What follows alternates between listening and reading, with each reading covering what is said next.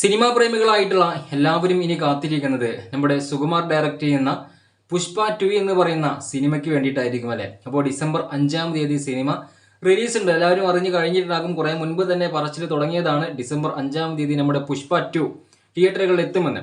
അപ്പോൾ ഏതായാലും ബുക്കിങ്ങും കാര്യങ്ങളൊക്കെ ആരംഭിച്ചിട്ടുണ്ട്. ബുക്കിംഗ് എന്ന് പറയുമ്പോൾ ഇപ്പോൾ തന്നെ ഏകദേശം ഷോകളൊക്കെ ഫുള്ളായ ഒരു അവസ്ഥയാണ്. ഏർലി മോർണിംഗിലെ ഷോകളൊക്കെ ഇപ്പോൾ തന്നെ ഫുള്ളായി മാറിയിട്ടുണ്ട് കേട്ടോ. അപ്പോൾ ആ രീതിയിലുള്ള ബുക്കിംഗ് കാര്യങ്ങളാണ് നടന്നുകൊണ്ടിരിക്കുന്നത്.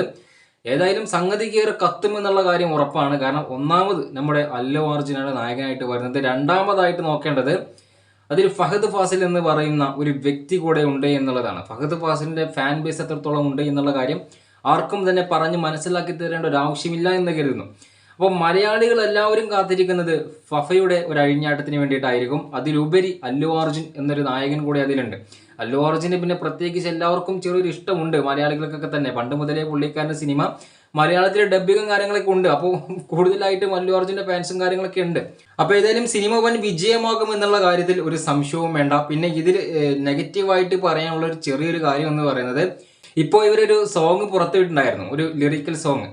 ആ സോങ് കേട്ട സമയത്ത് മലയാളത്തിലുണ്ട്. അത് കേട്ട സമയത്ത് സത്യം പറഞ്ഞാൽ എന്തോ ഒന്ന് സോങ് എന്നാണ് തോന്നിപ്പോയി കേട്ടോ. കാരണം അവരുടെ സ്റ്റെപ്പും കാര്യങ്ങളൊക്കെ ഓക്കെയാണ്. പക്ഷേ പാടിക്കൊണ്ടിരിക്കുന്ന ഓരോ വാക്കുകളും വാചകങ്ങളും ഫുൾ കോമഡി ആയിട്ടാണ് എനിക്ക് ഫീൽ ചെയ്തിട്ടുള്ളത്. അപ്പോൾ ഇനി സിനിമയിലും ഇതുപോലെയുള്ള മണ്ടത്തരങ്ങളും കാര്യങ്ങളും ഉണ്ടോ എന്നുള്ളത് നമ്മൾ നോക്കി കാണുക തന്നെ വേണം. പറയാൻ കാരണം മറ്റൊന്നുമല്ല, പുഷ്പ 1 എന്ന് പറയുന്ന ആ ഒരു സിനിമ അതെനിക്ക് അത്രത്തോളം അങ്ങോട്ട് മുഴുവനായിട്ടും കണക്റ്റ് ആയിട്ടില്ല. കാരണം മറ്റൊന്നുമല്ല, അതിൽ കുറച്ച് കോമഡി സീൻസുകളുണ്ട്. ഒട്ടും നമുക്ക് എന്താ പറയുക, വളരെ ക്ലീശ ആയിട്ട് തോന്നുന്ന കുറച്ച് കോമഡി സീൻസും കാര്യങ്ങളുണ്ട്. പിന്നെ അവരുടെ പ്രണയം, രശ്മിക മന്ദാന അതുപോലെ തന്നെ അല്ലു അർജുൻ, ഒരു എന്താ പറയുക, ലോകത്തെവിടെയും കാണാത്ത രീതിയിലുള്ള ഒരു പ്രേമമായിരുന്നു അത്. പ്രേമം ഒന്നല്ല, ഇങ്ങനെ പിറകെ നടക്കുന്നു, ആ രീതിയിലുള്ള ഒരു കാര്യമായിരുന്നു. അതൊന്നും എനിക്ക് പേഴ്സണലി അങ്ങോട്ട് പിടിച്ചിട്ടുണ്ടായിരുന്നില്ല.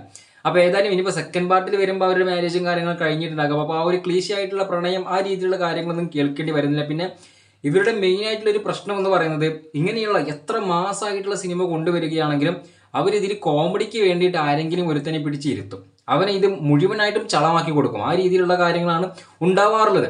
നമ്മുടെ KGF എന്ന് പറയുന്ന സിനിമ, KGF-ഉമായിട്ട് ഇത് താരതമ്യം ചെയ്യരുത് എന്നുള്ളൊരു കാര്യം എനിക്കിവിടെ പറയാനുണ്ട് കേട്ടോ. കാരണം ഏതൊരു സിനിമ മാസമായിട്ട് ഇറങ്ങുകയാണെങ്കിലും ആദ്യം എല്ലാവരും നോക്കുന്നത് നമ്മുടെ KGF-ന്റെ അത്ര വരില്ല കേട്ടോ, നമ്മുടെ KGF-ന്റെ അത്ര വരത്തില്ല, ആ രീതിയിലുള്ള കാര്യമാണ് എല്ലാവരും പറയാറുള്ളത്. ആദ്യമായിട്ട് നിങ്ങൾ എല്ലാവരും അത് നിർത്തുക എന്നുള്ളതാണ്. ഞാനിവിടെ പറയാൻ വന്ന കാര്യം മറ്റൊന്നായിരുന്നു. KGF എന്ന് പറയുന്ന സിനിമയിൽ കോമഡി ചെയ്യാൻ വേണ്ടിയിട്ട് അവർ ആരെയും തന്നെ തിരഞ്ഞെടുത്തിട്ടില്ല. അതൊരു മെയിൻ ആയിട്ടുള്ള പോയിന്റാണ്. അതുകൊണ്ടൊക്കെ തന്നെയാണ് ആ ഒരു സിനിമ ഇത്രയധികം വിജയിക്കാനുള്ള ഒരു കാരണം കോമഡി എന്ന് പറയുമ്പോൾ മലയാളത്തിൽ ഒരു കോമഡി ഉണ്ട്, അതിന് കുറച്ച് സ്റ്റാൻഡേർഡ് ഉള്ള കോമഡികളും കാര്യങ്ങളും വളരെ ചവറായിട്ട് ചെയ്യുന്ന കോമഡികളും ഉണ്ട്. പക്ഷേ ഇവരുടെ ഈ തെലുങ്ക് തമിഴ് ഇവരുടെയൊക്കെ കോമഡികൾ കേട്ട് കഴിഞ്ഞാൽ സത്യം പറഞ്ഞാൽ നമുക്ക് ഇരുന്നോട് നിന്ന് ചടപ്പ് വരുമെന്നുള്ളതാണ്. ആ രീതിയിലുള്ള കാര്യങ്ങളൊക്കെ സംഭവിക്കാറുണ്ട്.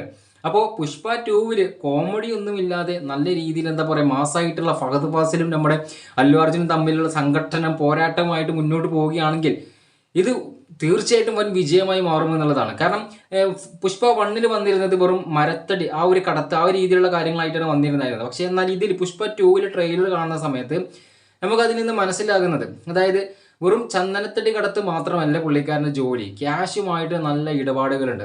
വൻ എന്താ പറയുക, പുഷ്പ വെറും ഫയർ അല്ലട, വേൾഡ് ഫയർ ആണെന്ന് പറയുന്നുണ്ട്. അപ്പോൾ ഏതായാലും എനിക്ക് പറയാനുള്ളത്, നമ്മുടെ പുഷ്പ 2 ഏതായാലും ഡിസംബർ 5-ാം തീയതി റിലീസിന് എത്തുകയാണ്.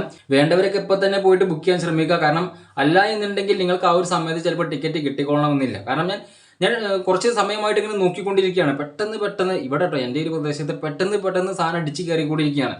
രാവിലെ 6 മണിക്കൊരു ഷോ ഉണ്ട്. ആ ഷോ ഒക്കെ ഇപ്പോൾ തന്നെ ഫുള്ളാണ്. ഇനി മുന്നിൽ ഒരു 2 രൂപ ബാക്കിയുള്ളൂ. അതൊക്കെ ആ ഒരു ദിവസം ആകുമ്പോഴത്തേനും മുഴുവനായിട്ട് ഫുള്ളാകും എന്നുള്ളതാണ്.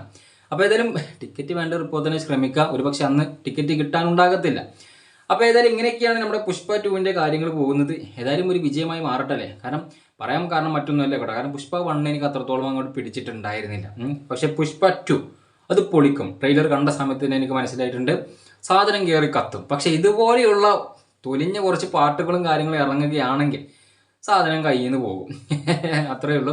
ഏതായാലും എന്താണ് നിങ്ങളുടെ അഭിപ്രായം തീർച്ചയായിട്ടും കമൻറ്റായിട്ട് രേഖപ്പെടുത്തുക. വൻ വിജയമായി വൻ ഹിറ്റായിട്ട് തന്നെ മാറട്ടെ. കാരണം ഇതിൻ്റെ പിറകിൽ കുറേയധികം ആളുകളുടെ എഫേർട്ടും കാര്യങ്ങളൊക്കെ ഉണ്ട്. നമ്മളതെല്ലാം മനസ്സിലാക്കണം എന്നുള്ളതാണ്. ഒരു സിനിമയും നമ്മൾ വളരെ മോശമായിട്ട് ചിത്രീകരിക്കാൻ ശ്രമിക്കരുത്.